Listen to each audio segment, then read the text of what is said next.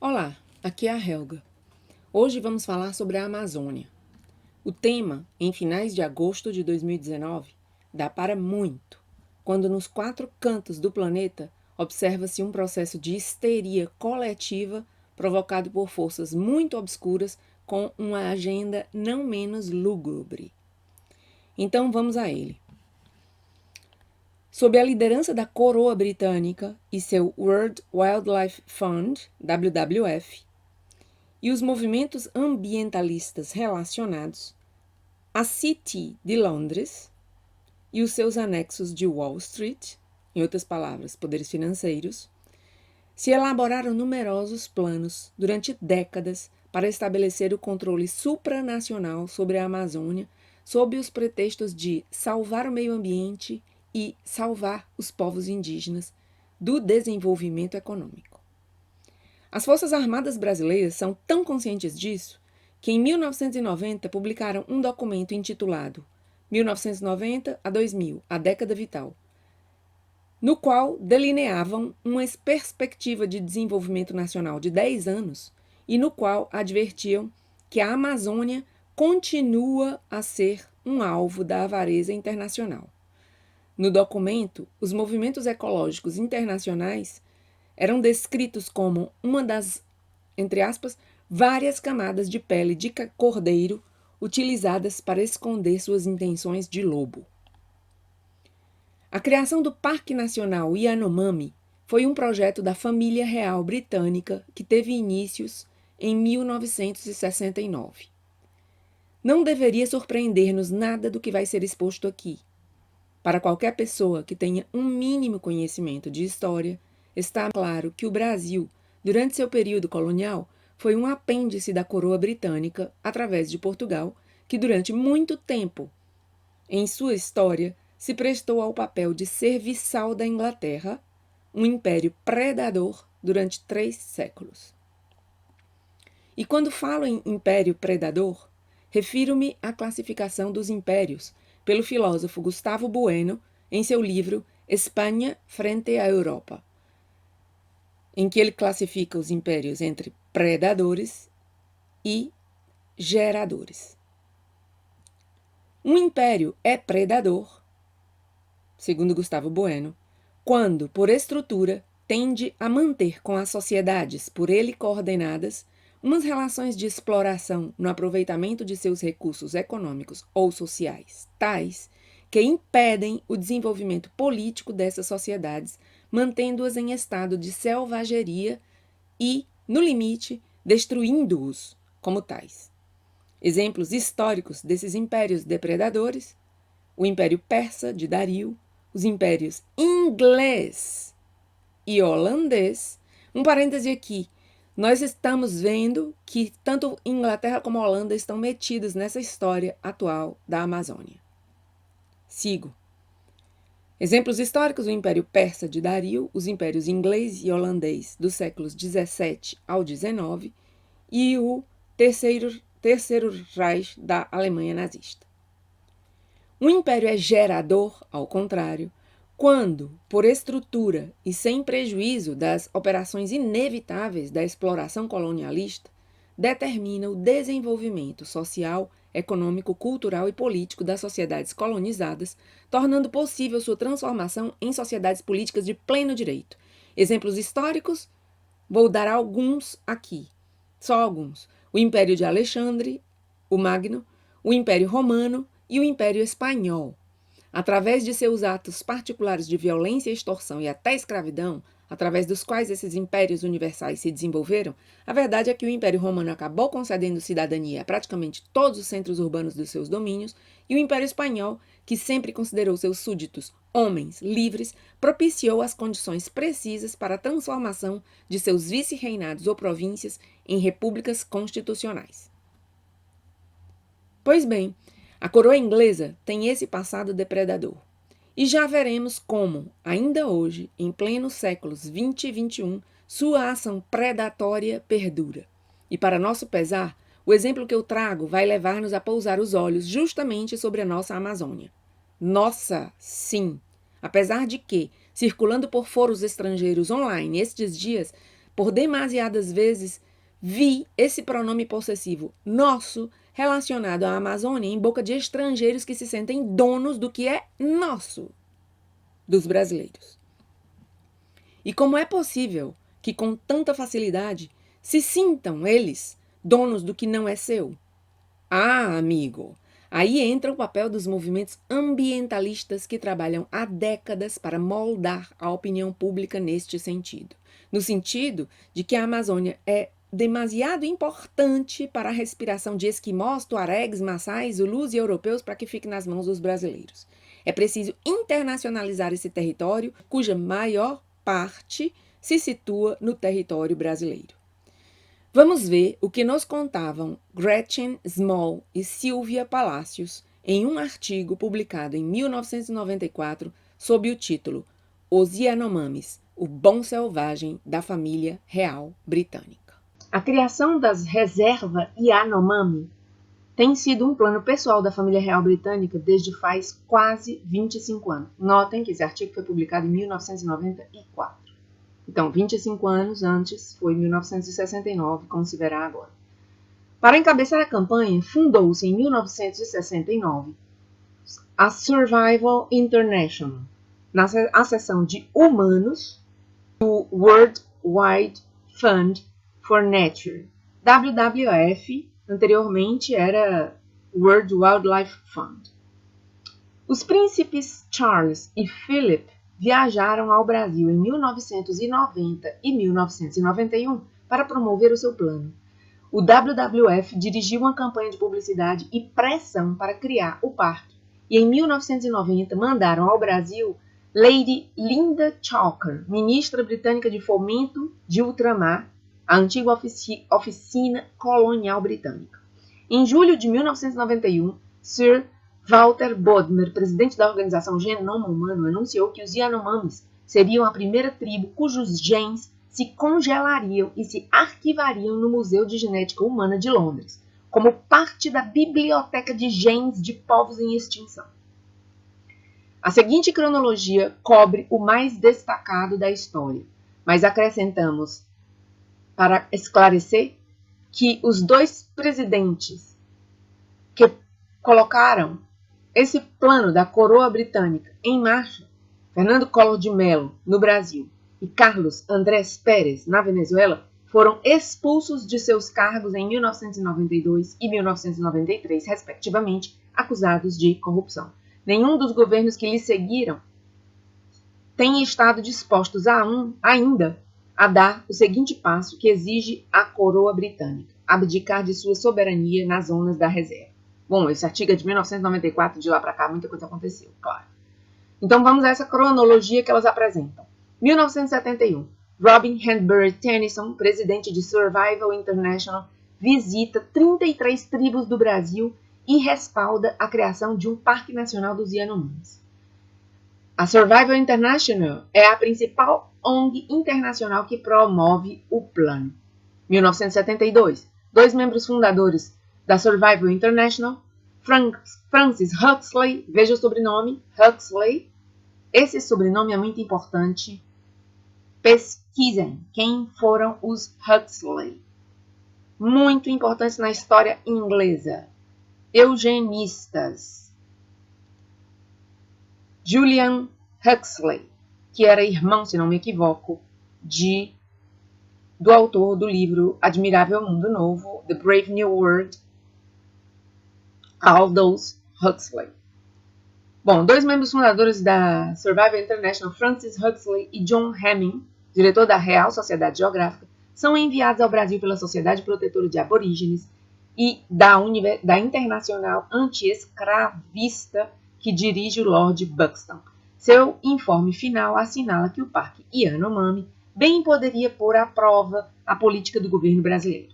1978, cria-se a Comissão para a Criação do Parque Yanomami, uma organização não governamental brasileira, uma ONG brasileira. O antropólogo Bruce Albert, da Survival International, escreve a proposta dessa comissão para criar um parque de 6,4 milhões de hectares na fronteira brasileira, para que 8.400 Yanomamis continuem vivendo em nomadismo intermitente. 1979.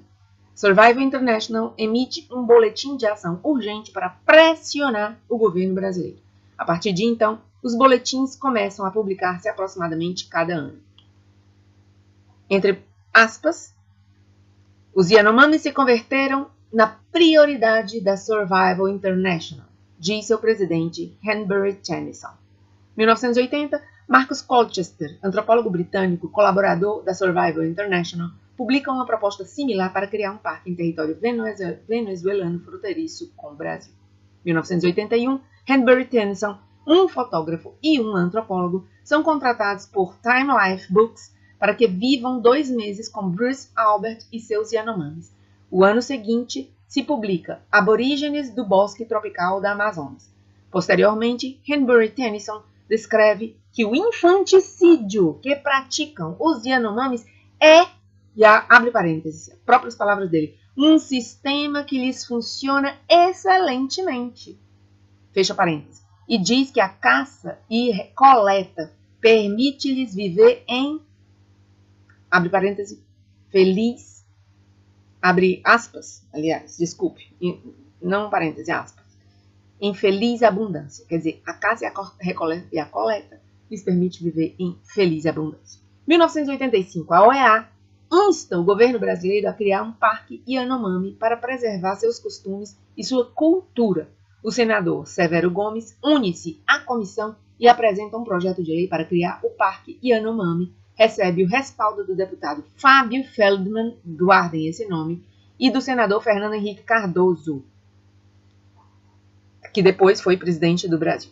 1989, Davi Kopenawa, ativista Yanomami, recebe o Prêmio Global 500 da ONU. Olha de quem? Da ONU. Sempre a ONU com suas maldades. E a Survival International recebe o prêmio Right Livelihood e convida Davi Kopenawa, aquele índio da tribo Yanomami, a receber o prêmio. 14 de setembro de 1989, Annie Broderick, proprietária da cadeia de lojas de cosméticos The Body Shop, que vende produtos do Amazonas, encabeça as ONGs em uma manifestação contra a Embaixada Brasileira em Londres para protestar pela destruição da Amazonas. 30 de setembro de 1989, Brasil Network e o Instituto Católico de Relações Internacionais co-auspiciam um seminário em Sheffield, na Inglaterra, intitulado Amazônia, Ambiente de Quem? Batalha de Quem? Para criar uma federação internacional de ONGs que coordenem todas as campanhas ecologistas no Amazonas. 1990. Survival International publica um chamado do Príncipe Charles contra o genocídio coletivo dos Yanomamis.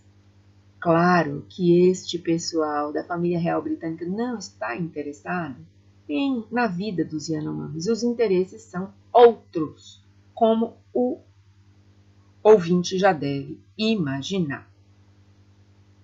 Os interesses são outros. Qualquer discussão sobre os bosques tropicais, disse o príncipe Charles, deve começar por ver que os povos tribais que ficam, para os quais o bosque tropical tem sido seu lar por muitas gerações. Maio de 1990. O príncipe Charles invita José Lutzenberger, outro nome importante, guarde, secretário brasileiro do Meio Ambiente, convida-o a ir a Londres para anunciar que ele e Lutz, olha, o príncipe Charles trata o tal José Lutzenberger como Lutz, uma coisa bem íntima, para anunciar que ele e Lutz compartilham uma visão holística dos problemas ambientais. O príncipe Charles assiste a um fórum de amigos da Terra, onde Lutz é o orador principal. Posteriormente, fala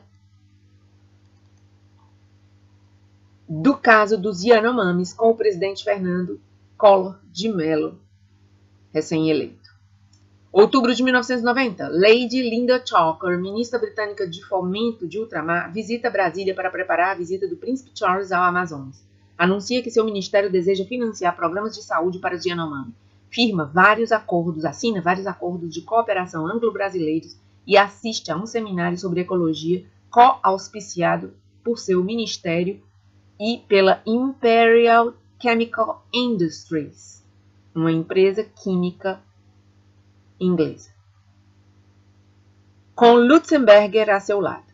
Ao final de sua viagem, Chalker anuncia que seu ministério financiará uma estação científica na reserva ecológica em Caxiurama, Pará, Brasil. 1990. Campanha internacional força o governo a dar acesso às terras Yanomamis e às organizações de apoio, anuncia o Survival International. Março de 1991. Príncipe Philip, marido da rainha da Inglaterra, visita a reserva ecológica do Salvador, Bahia, Brasil, onde sua WWF fez uma doação de 650 hectares de terra. 23 a 27 de abril de 1991, Príncipe Charles visita o Brasil com um séquito de luminares do ecologismo internacional.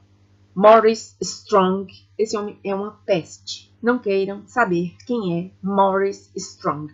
Busquem, pesquisem. É um homem da ONU, um dos globalistas mais importantes de todos os tempos. David Trippier, ministro britânico do Meio Ambiente. William Riley, diretor da Agência de Proteção do Meio Ambiente dos Estados Unidos. Carlo Ripa di Meana, comissionado ambiental da Comunidade Europeia. E Sir Robert Horton, presidente da British Petroleum. Olha aí, as petroleiras. Charles celebra uma reunião de 2 dias a bordo do iate real Britânia, no Rio Amazonas, com a presença de Lutzenberger e o empresário brasileiro Israel Klabin, José Safra e outros. O presidente Collor esteve em uma dessas noites a bordo do iate. Junho de 1991, o presidente venezuelano Carlos Andrés Pérez emite um decreto mediante o qual se cria a reserva da biosfera Alto Orinoco-Cassiquiare para os Yanomamis, na fronteira com o Brasil. Todos os governos venezuelanos anteriores se haviam negado a estabelecer a reserva, já que isso importaria os acordos internacionais que lhe otorgariam direitos de inspeção às organizações internacionais. Junho de 1991, Príncipe Philip convida a Londres o deputado brasileiro Fábio Feldman, ele aí outra vez, José Pedro de Oliveira Costa, chefe ecológico do SOS Mata Atlântica, e José Teodoro Araújo, diretor da Associação Brasileira da WWF, para falar de ampliar as atividades da WWF no Brasil. Junho de 1991, o presidente Collor de Mello visita Washington, onde o presidente George Bush, o pai, lhe entrega uma carta de protesto pela demora do governo brasileiro para identificar as terras Yanomamis, assinada pelos senadores democratas. Al Gore, uma luminária, Al Gore todo mundo sabe quem é, né? O prêmio Nobel, ambientalista, globalista, autor daquele filme Uma Verdade Incômoda, creio que é assim o nome do filme. Um cara que tem uma mansão, que gasta uma quantidade enorme de energia e, no entanto, vive pelo mundo fazendo propaganda contra a mudança, acerca da mudança climática e toda essa história. Um globalista, ambientalista, asqueroso. Timothy Worth, Alan Cranston, Paul Wellstone, Denis de Contini, Daniel Patrick Moynihan, Tom Harkin, Edward Kennedy. A seu regresso ao Brasil, Collor, então, destitui o presidente da Fundação Nacional do Índio, FUNAI, e nomeia Sidney Pozuelo, colaborador de Lutzenberger, que aceita delimitar imediatamente os territórios indígenas. Quer dizer, você vê aí Collor de Mello cedendo à pressão, com a colaboração de George Bush. Claro, George Bush pai é aquele que disse, num vídeo, uma das mais importantes e primeiras citações sobre a nova ordem mundial. It is a big idea, a new world order, where diverse nations are drawn together in common cause to achieve the universal aspirations of mankind. Setembro de 1991. A Comissão Especial do Congresso Brasileiro sobre Ameaças ao Amazonas solicita a Lutzenberger renunciar como ministro do Meio Ambiente por opor-se ao desenvolvimento do país e está a soldo da organização britânica Gaia Foundation, outra organização ambientalista perigosa. Outubro de 1991, Rainer Ebbinghaus, diretor do WWF, visita o Brasil e se reúne com o presidente Collor para dizer-lhe que o prestígio do governo de Collor, em opinião do público internacional, deve-se muito a Lutzenberger. Logo, visita o Brasil o parlamentar britânico John Battle para informar a Collor que o governo britânico está muito preocupado pelos Yanomamis. 15 de novembro de 1991, Collor assina o decreto de constituição do Parque Yanomami. Você vê aí Collor de Mello cedendo, passo a passo, à pressão internacional pela coroa britânica. Muro Verde para um campo de concentração. Impedir os índios Yanomamis que mudem seu modo de vida é garantir-lhes a morte a uma idade temprana, uma idade cedo, né? Os Yanomamis são não um grupo homogêneo, mas umas 200 comunidades dispersas, nas quais se falam 4 dialetos distintos, sem linguagem escrita nem sistema numérico. Os Yanomamis são uma das coletividades humanas mais violentas e sanguinárias do mundo. Cerca de 44% de todos os homens acima de 25 anos de idade participaram no assassinato de pelo menos uma pessoa e 30% dos adultos morrem em circunstâncias violentas.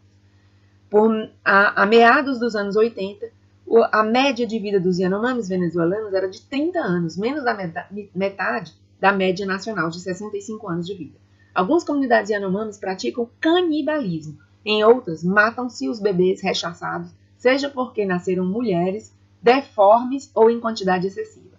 Os próprios desenhadores da reserva Yanomamis reconhecem que se lhes permitisse, muitos índios prefeririam mudar a sua cultura e o seu modo de vida. Na proposta da Survival International de um parque Yanomami brasileiro em 1979, o antropólogo Bruce Albert alegava que o parque é necessário para evitar a migração das tribos, dada, abre aspas, a atração que lhes apresenta a sociedade nacional venezuelana.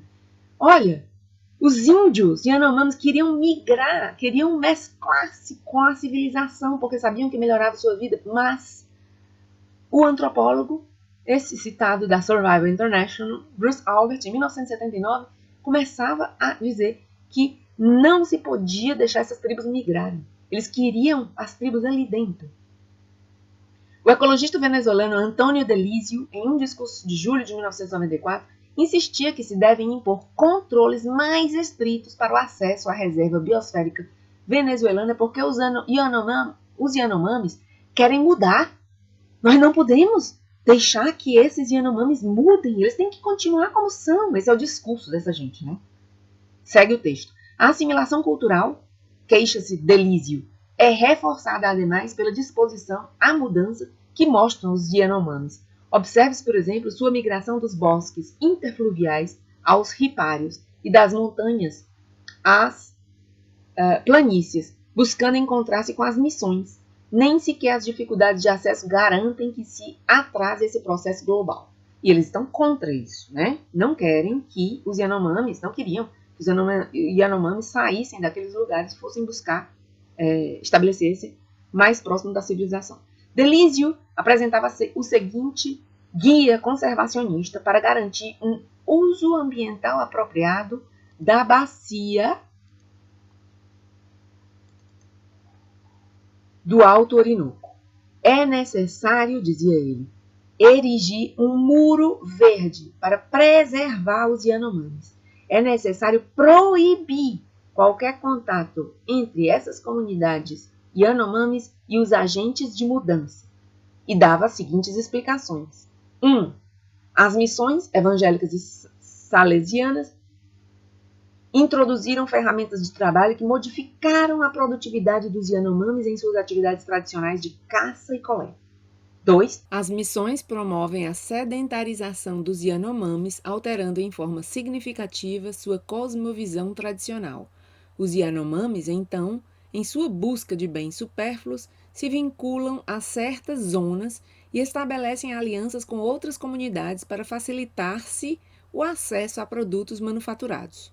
Algumas medidas de saúde e educação do governo os tiram de seus hábitos e costumes. Portanto, é necessário 1.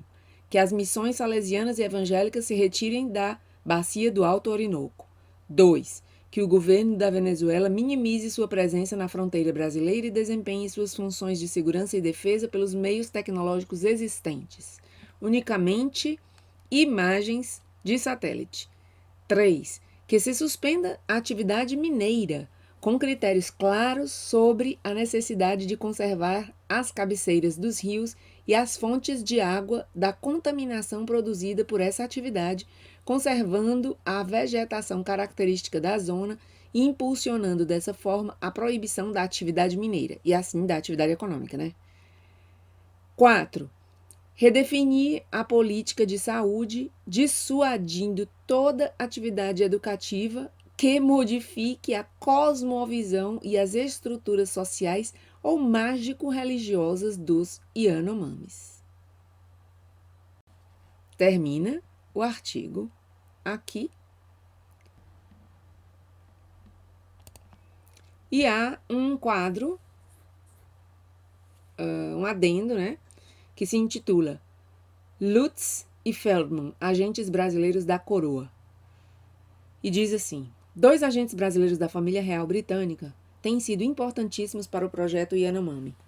José Lutzenberger, ministro do Meio Ambiente entre 1990 e 1992 no governo de Collor de Mello, e o legislador verde Fábio Feldman.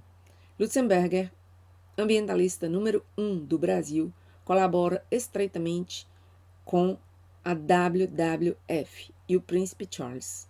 Ex-agrônomo da empresa alemã BASF, Lutz encabeça a Fundação Gaia do Brasil, sucursal da Gaia Foundation de Londres, de cuja junta diretiva formam parte Sir John Harvey Jones, presidente do Imperial Chemical International, e o mentor filosófico do Príncipe Charles, Sir Laurent van der Post, seguidor de Jung.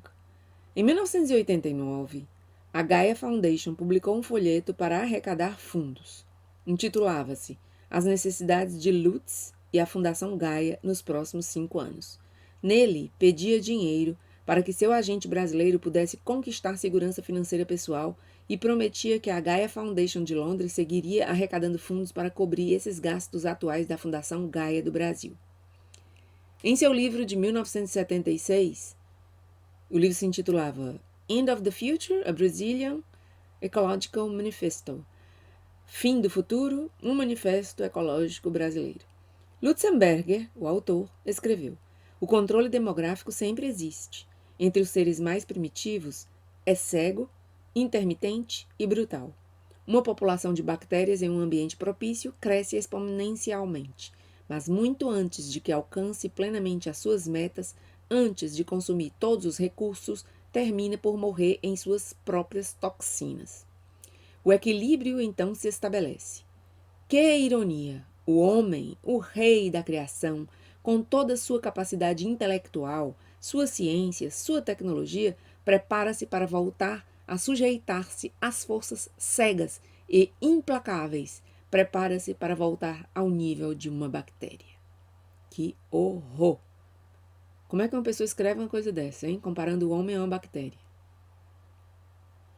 Fábio Feldman, advogado, fundador das várias organizações ambientalistas, OICOS, SOS Mata Atlântica, e deputado do Partido da Social Democracia Brasileira, encabeçou campanhas contra o seu país, o Brasil, com o pretexto de defender o meio ambiente e os direitos indígenas. Feldman colabora estreitamente com a WWF, com a Anistia Internacional, com o Centro Mundial de Recursos, com a Instituição Smithsoniana e com os Amigos da Terra. É membro da junta diretiva da Conservation International, grupo separado da Nature Conservancy, encabeçado por Russell Mittermeier, vice-presidente do WWF para programas internacionais. Em 1989, Mittermeier e Feldman, em uma conferência de imprensa conjunta que deram em Washington, instaram a formação de uma fração parlamentar verde internacional. Em outubro de 1990, Feldman foi fiscal contra o Brasil, seu país, em um julgamento por genocídio celebrado pelo Tribunal Permanente dos Povos na Europa. Em 1991, o príncipe Philip, convidou-o a Londres para discutir como ampliar as atividades do WWF no Brasil. E aí, termina. Em resumo,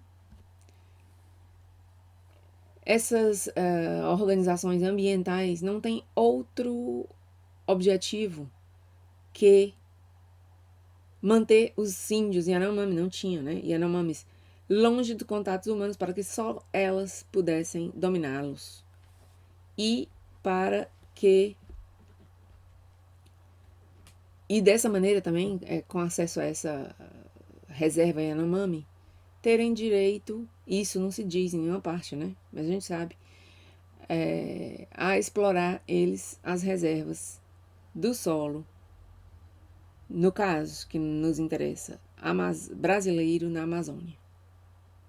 É incrível ver num artigo desse, escrito em 1974, já 45 anos atrás, as patas imundas desses príncipes, Carlos, Charles e seu pai, Philip, através dos mais